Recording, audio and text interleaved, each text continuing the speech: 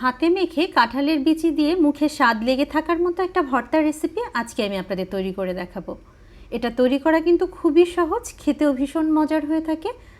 আমি কিছু কাঁঠালের বিচির উপরের সাদা খোসাটাকে ফেলে দিয়ে প্যানে দিয়ে নিচ্ছি, আর এর মধ্যে দিয়ে নিচ্ছি সিদ্ধ হওয়ার জন্য পর্যাপ্ত পরিমাণ পানি। এখন এটাকে ঢাকনা দিয়ে ঢেকে পুরোপুরি সিদ্ধ করে নিব। এই যে দেখুন, কাঁঠালের বিচিটা পুরোপুরি সিদ্ধ হয়ে গিয়েছে। হাত দিয়ে এভাবে চাপ দিলেই দেখুন কাঁঠালের বিচিটা কত সুন্দরভাবে সিদ্ধ হয়েছে। এখন চুলায় একটা প্যান বসিয়ে এর মধ্যে আমি 2 টেবিল স্পুনের মতো তেল দিয়ে নিয়েছি। তেলটা গরম হয়ে আসলে এর মধ্যে কিছুটা শুকনো মরিচ দিয়ে এটাকে বারবার নেড়ে হালকা একটু টেলে নিব। মরিচটা ভাজা হয়ে গিয়েছে, এখন এটাকে আমি প্যান থেকে উঠিয়ে নিচ্ছি। এখন এর মধ্যে একটা বড় রসুনের কোয়াগুলো খোসা ছাড়িয়ে দিয়ে হালকা একটু টেলে নিচ্ছি। রসুনের কোয়াটা যখন হাফ সিদ্ধ হয়ে আসবে ওই পর্যায়ে কিছু পেঁয়াজ কুচি আর আস্ত কাঁচামরিচ দিয়ে নিচ্ছি। এখন বারবার নেড়ে এগুলোকে হালকা একটু টেলে নিব। দেখুন এরই মধ্যে কিন্তু রসুন মরিচ সবকিছু ভালোভাবে সিদ্ধ হয়ে গিয়েছে। এখন চুলাটাকে বন্ধ করে দিয়ে এগুলোকে একটা সাইডে রেখে দিচ্ছি। তো এই বিচিগুলোকে আমি একটা প্লেটে উঠিয়ে নিয়েছি।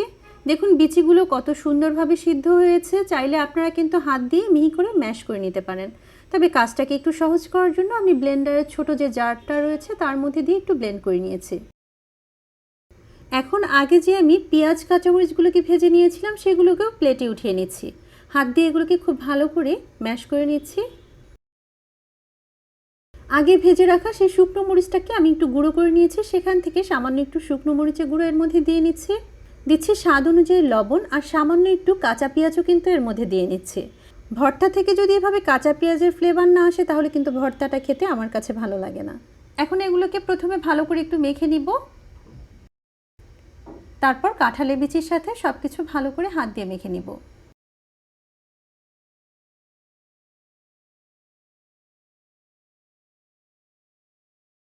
মাখা হয়ে গেলে উপর থেকে সামান্য একটু ধনেপাতা কুচি দিয়ে দিচ্ছি, আর দিয়ে দিচ্ছি 1 টেবিল চামচ পরিমাণ সরিষার তেল। এই যে সব কিছুকে হাত দিয়ে ভালো করে মেখে নিলেই কাঁঠালের বিচির অসম্ভব মজার একটা ভর্তা তৈরি হয়ে গেল। খুবই সহজ, খেতেও ভীষণ মজার। গরম ভাতের সাথে এই ভর্তাটা হলে আমার তো আর কিছুই লাগে না। আজকে এ পর্যন্তই। আল্লাহ হাফেজ। আসসালামু আলাইকুম।